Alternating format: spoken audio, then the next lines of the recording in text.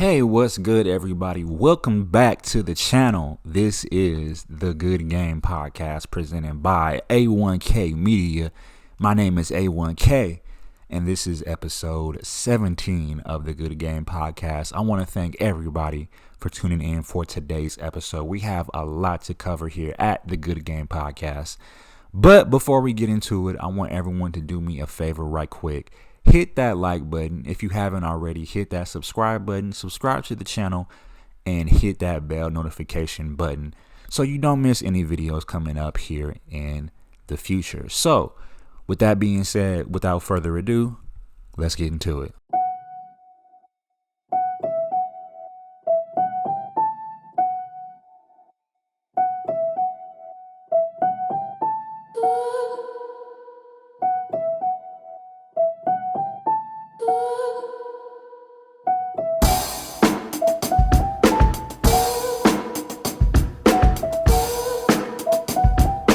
Indiana Fever's Caitlin Clark named AP Female Athlete of the Year.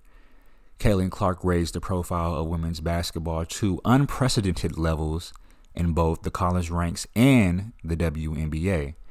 And this past Tuesday, she was named the AP Female Athlete of the Year for her impact on and off the court. And I think this is an award that a lot of people definitely predicted her to win, considering the astronomical level that she was able to bring women's basketball to in recent years. So congratulations to Caitlin Clark, definitely well deserved, and looking forward to seeing you play for the Indiana Fever. After leading Iowa to the national championship game, Clark was the top pick in the WNBA draft as expected and went on to win Rookie of the Year honors in the league.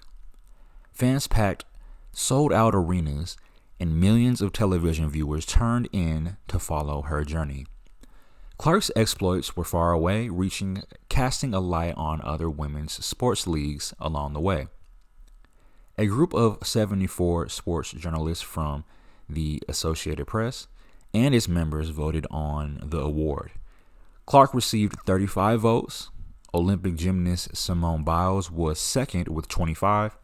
And boxer Imani Khalif was third, getting 4 votes. Definitely want to give a shout out to those women as well, having a phenomenal year athletically and otherwise. So congratulations to the runner-ups as well. Definitely don't want to let that go unnoticed. Clark is only the 4th women's basketball player to be honored as the Female Athlete of the Year since it was first presented in 1931.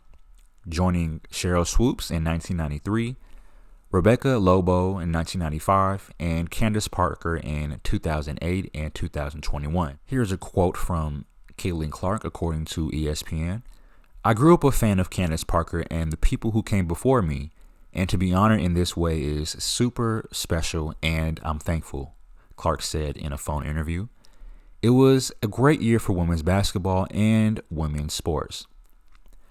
Of course, Shohei Ohtani won the AP Male Athlete of the Year on Monday for the 3rd time. We did cover that in episode 16 of the Good Game Podcast. If you haven't checked that out, go ahead and check that out. It's a very, very dope episode. Clark broke the NCAA Division I career scoring record for both men and women, finishing her career with 3,951 points, while guiding Iowa to its 2nd consecutive national championship game. After her Hawkeyes lost to South Carolina for the title, Gamecocks coach Dawn Staley took the mic during her team's celebration and said, "I want to personally thank Caitlin Clark for lifting up our sport," end quote. For all the success Clark has had and the attention she has brought to women's basketball, she is often the centerpiece of debates and online toxicity toward her and other players in the league. For her part, Clark has disavowed the toxic discourse. Lobo also has been impressed with the way Clark, 22, has handled the pressure and attention that has come her way. As Clark handled the praise and the backlash during the heat of competition, it was hard for her to appreciate just what she was able to accomplish over the past year. But after having the time to reflect on the whirlwind tour, she appreciates those who were there alongside her for the ride. I'm thankful for the people I got to do this with, Clark said. A year ago, I was still in the early part of my senior year in college. How fast things change, and now I can see how great a college season it was, end quote. Clark says she enjoys spending time with fans at games, usually taking a few minutes before and after games to sign autographs. For me, it's still really fun, she said. Whether it's 15 seconds or 10 seconds or 5 seconds can be very impactful in a young girl and young boy's life. Seeing the fans going crazy an hour before tip-off, I never take that for granted. That's super cool and I never want that to go away, end quote. After a slow start to her WNBA career, Clark eventually found her stride there too. She set the single game assist record with 19 and had 337 assists on the season to break that mark as well. Clark, known for her logo distance three-pointers, was the fastest player to reach 100 threes when she did it in 34 games, helping Indiana reach the playoffs for the first time since 2016. Lobo, who won the AP Female Athlete of the Year award after lifting UConn to its first national championship, was on the court for launch of the WNBA 2 years later. The ESPN analyst sees Clark's ascension as something different. She's brought unprecedented attention both in the building but also viewership to the sport that was worthy of it but didn't have it yet, Lobo said. There's never been anything like this. That time frame from 1995 to 97 was a baby step in the progression of it all. This is a giant leap forward. I've never seen anything like this. There's more attention than the sports ever had, end quote. So here are the numbers that have been recorded when Clark is part of a broadcast. And most of these numbers, if not all, are clearly record-breaking. So let's get into some of these. TV viewership for the WNBA was up 300%, thanks in large part to Clark, with ABC, CBS, ION, ESPN, and ESPN2 all having record viewers when Fever games were on. The NCAA Women's Championship game outdrew the men's game on TV for the first time in sports' 42-year history, with 18.9 million viewers tuning in to watch the event. It was the second most watched women's sporting event outside of the Olympics in the history of U.S. television. The 2024 WNBA draft was the most watched in league history with 2.4 million viewers. Wow, 2.4 million viewers is crazy. That's a lot of people tuning in to watch a draft. Clark credits the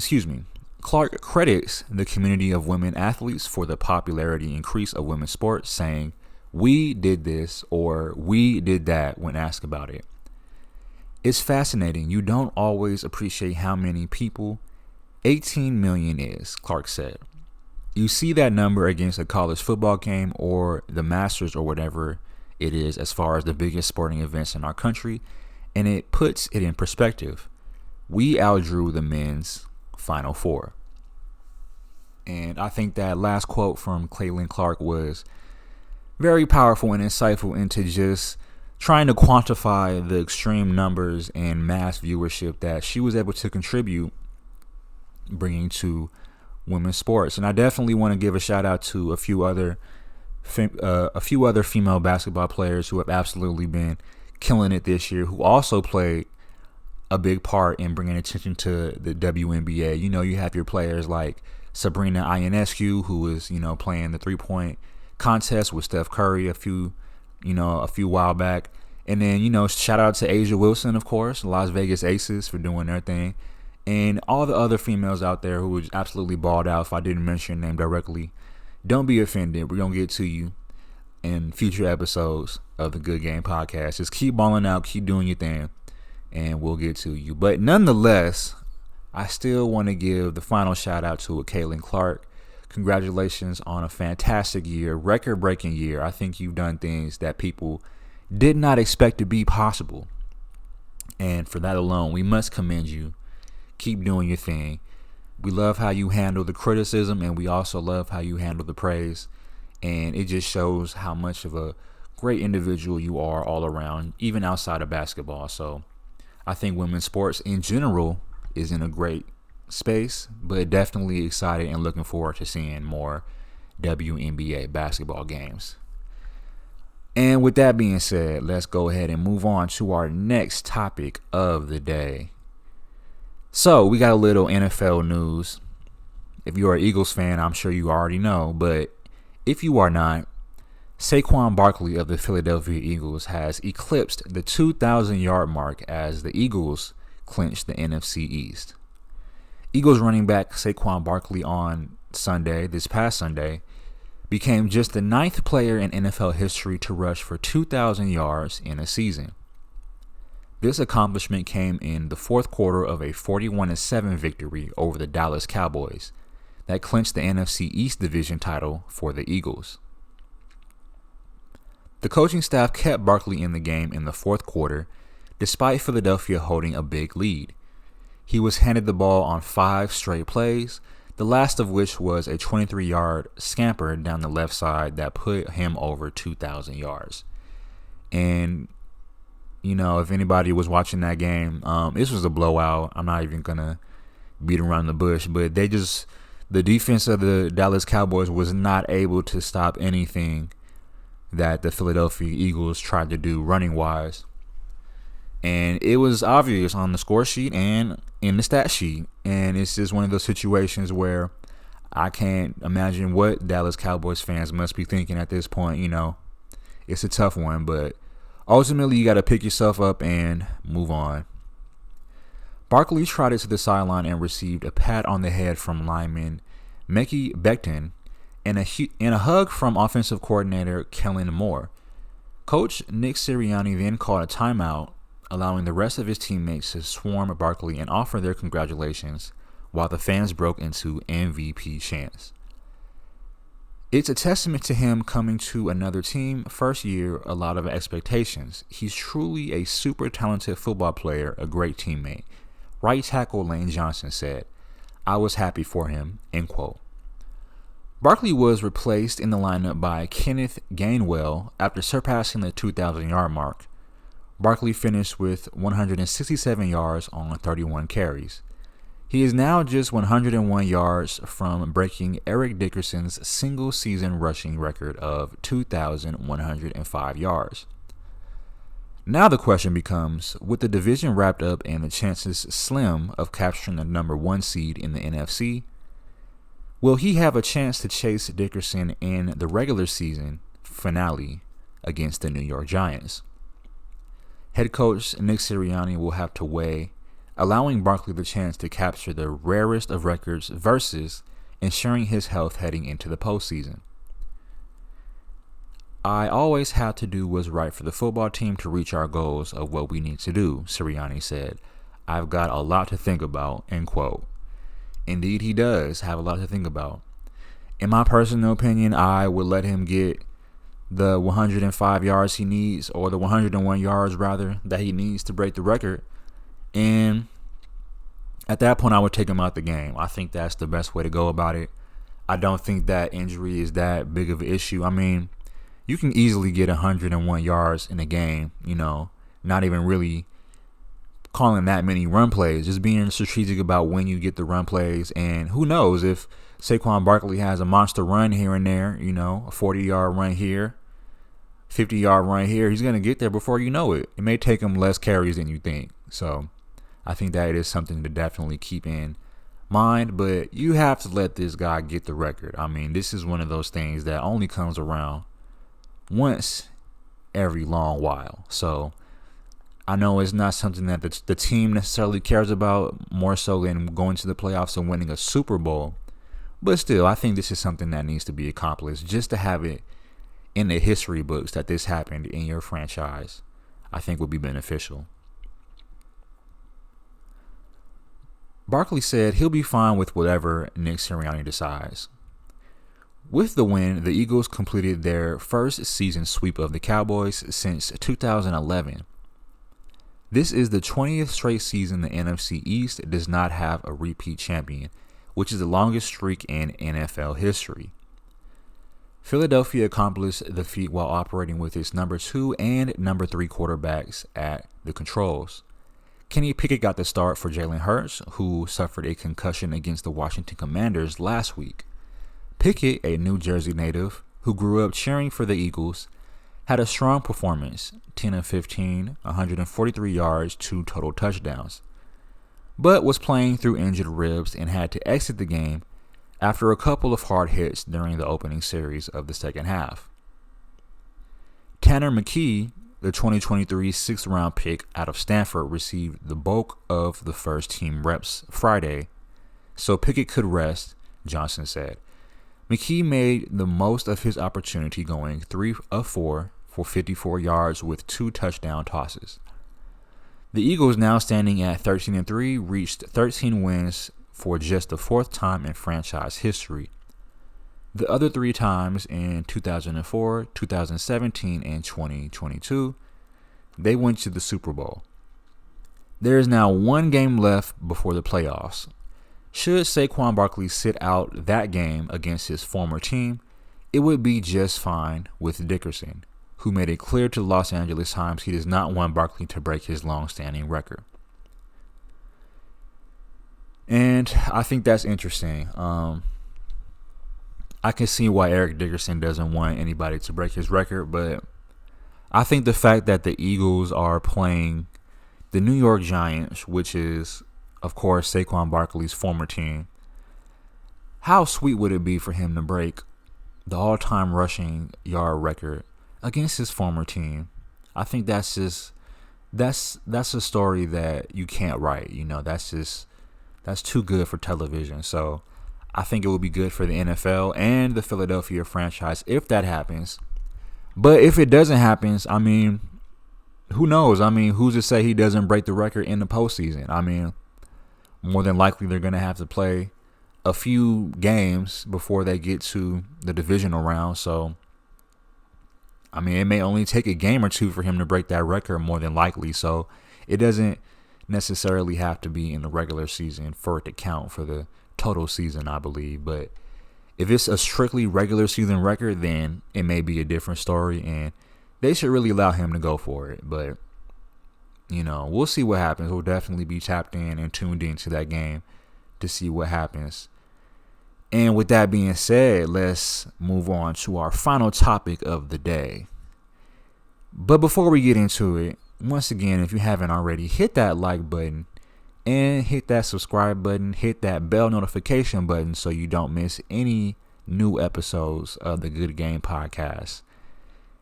And with that being said, our final topic of the day, we have an NBA trade to announce. Yes, NBA trade news. Lakers trade D'Angelo Russell to the Brooklyn Nets in a 4-player deal. Very interesting trade just transpired recently. The Los Angeles Lakers have traded D'Angelo Russell and Maxwell Lewis and 3 second-round picks to the Brooklyn Nets for player Dorian Finney-Smith and Shake Milton. It was announced this past Sunday. The Lakers sent their own second-round picks in 2027, 2030, and 2031 to the Nets. D'Angelo Russell, the second overall pick in the 2015 draft, is averaging 12.4 points, 2.8 rebounds, and 4.7 assists in 26.3 minutes per game this season. The 28-year-old point guard returns to the Nets, where he played for the 2017-18 and 2018 through 19 seasons, when he earned his only All-Star selection. The move gives the Lakers a versatile 3-and-D player in Finney-Smith. The 31-year-old averaged 10 points and 14 rebounds per game this season for the Nets, with whom he has played since arriving in the Kyrie Irving trade from the Dallas Mavericks in February 2023. Finney-Smith is shooting a career-high 43.5% from 3 this season and is known as a high-level wing defender. Finney-Smith is the only player in the NBA this season to defend guards, forwards, and centers, each for at least 15 half-court matchups per game, according to Second Spectrum. He is on pace to average at least 10 points in the season for the second time in his career. With this trade, we are thrilled to add the physicality, toughness, and elite shooting that Dorian Finney-Smith will bring to our core, Lakers general manager Rob Pelinka said in a statement.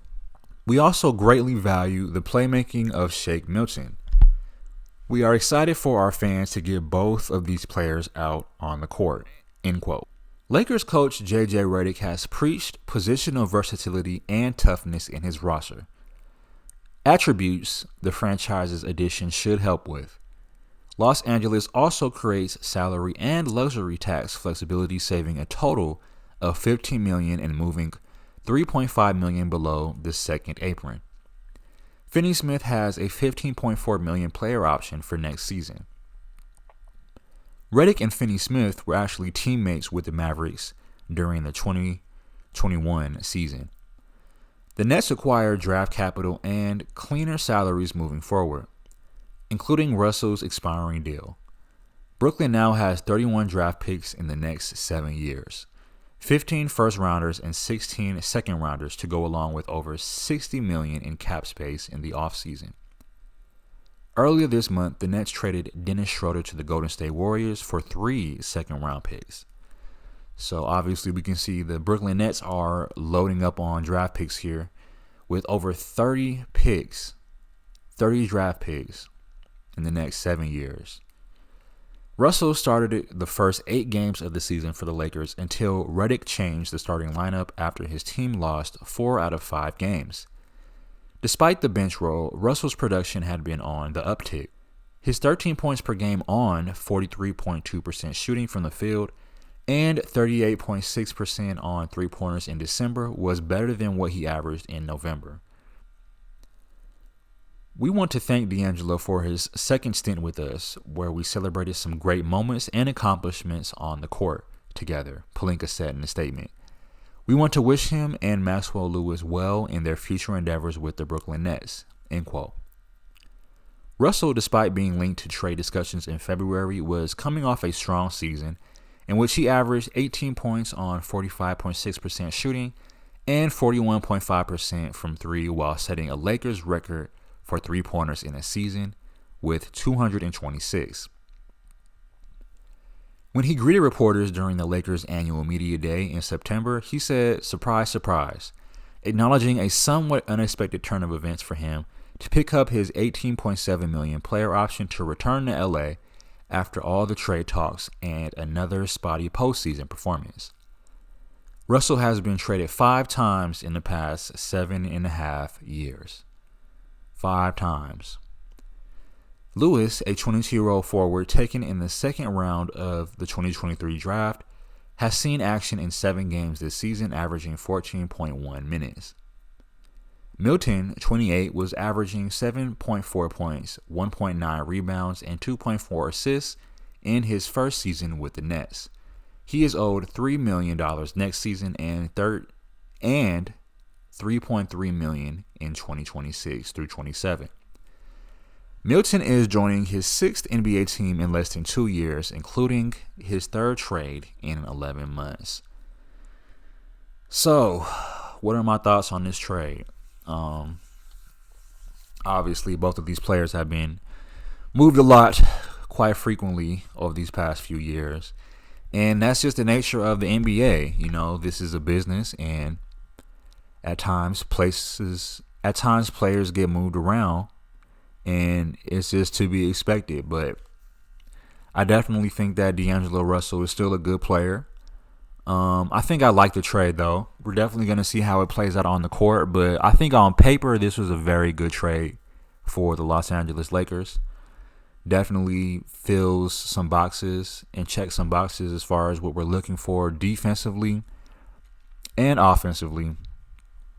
Not to say that D'Angelo Russell was a bad offensive player, but as of lately, he's been playing kind of, average, if not below average, Definitely would like to see D'Angelo Russell get more assists, being that he is a point guard. And at that point guard position, I think the Lakers were more focused on having other players play that point guard position, even though they may not be necessarily listed as a point guard. We have players like, Austin Reeves and, of course, LeBron James, who do the primary ball handling on that team. So the role of the point guard for the Lakers really is somebody who is someone who should be defensive minded and also able to shoot a high percentage from perimeter. And I think that's definitely what we got in Dorian Finney-Smith. And I'm a fan of Finney-Smith's game. Definitely been watching him in the league. Spent a lot of time watching him when he was with Dallas, and I thought he was good in Dallas. Of course, he had to get moved in order to make that Kyrie Irving trade happen. But, this is a player who's been, in the league for quite some time, a veteran at this point in his career. And I think this makes a lot of sense for the Lakers. We get two players. Even though we did give up some draft picks, I don't think the Lakers are worried about draft picks at this time. I think this is a move that emphasizes the Lakers' need and desire to win games right now. So being able to pick up, these two players definitely adds some versatility to the lineup. Was able to provide some depth because, right now the Lakers are suffering from a few injuries that we can't particularly rely on guys to come back off injury and play lights out. So definitely was a good move. I think that Rob Pelinka was able to pull some magic strings and make this happen. Definitely don't think it's the last move the Lakers will make in the trade window, but we will see moving forward. I give it a B+ for now, but with the potential to be an A or A- depending on how it works on the court. But in theory, definitely potential to be an A-. But right now, I'm gonna give it a B+. So that's all we have to say about that. And that does conclude this episode of the Good Game Podcast. If you enjoyed the episode, do me a favor and hit the like button. And if you haven't already, hit that subscribe button. Subscribe to the channel. Go check out some of our other videos we got going on the channel.